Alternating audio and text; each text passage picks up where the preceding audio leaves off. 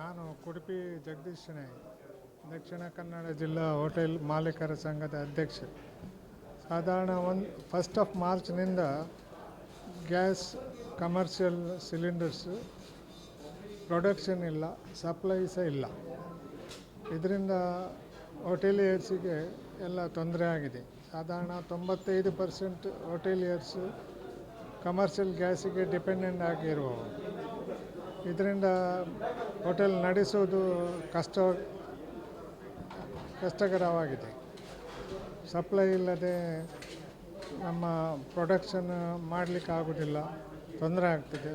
ನಾವು ಗ್ರಾಹಕರಿಗೆ ನಾವು ಬಿಸಿ ಬಿಸಿ ತಿಂಡಿ ಪದಾರ್ಥಗಳನ್ನು ಸಪ್ಲೈ ಮಾಡಬೇಕಾಗ್ತದೆ. ಅವರಿಂದ ಬೈಗಳನ್ನು ಕೇಳಬೇಕಾಗ್ತದೆ. ಈಗ ಗ್ಯಾಸ್ ಇಲ್ಲದೆ ಏನೆಲ್ಲ ನಿಮ್ಮ ಪ್ರಾಡಕ್ಟ್ಸ್ಗಳನ್ನು ಜನರು ತುಂಬ ಇಷ್ಟಪಡುವಂಥ ಪ್ರಾಡಕ್ಟ್ಗಳನ್ನು ನಿಲ್ಲಿಸಲಿಕ್ಕುವಂಥ ಪರಿಸ್ಥಿತಿ ಇದೆ? ಅದು ಮೇನ್ಲಿ ದೋಸೆ ಐಟಮ್, ಮಸಾಲೆ ದೋಸೆ, ತುಪ್ಪ ದೋಸೆ, ರವೆ ದೋಸೆ, ಮತ್ತು ಮಂಗಳೂರು ಬನ್ಸ್, ಬಿಸ್ಕುಟ್ ರೊಟ್ಟಿ, ಇದೆಲ್ಲ ತಯಾರು ಮಾಡಬೇಕಾದ್ರೆ ಗ್ಯಾಸೇ ಬಟ್ಟೆಯನ್ನು ಇಡಬೇಕಾಗ್ತದೆ. ಸಾಧಾರಣ ಒಂದು 8 ದಿವಸದಿಂದ ನಾವು ದೋಸೆಯನ್ನು 50% ದೋಸೆ ಸೇಲ್ ಮಾಡೋದಿಲ್ಲ.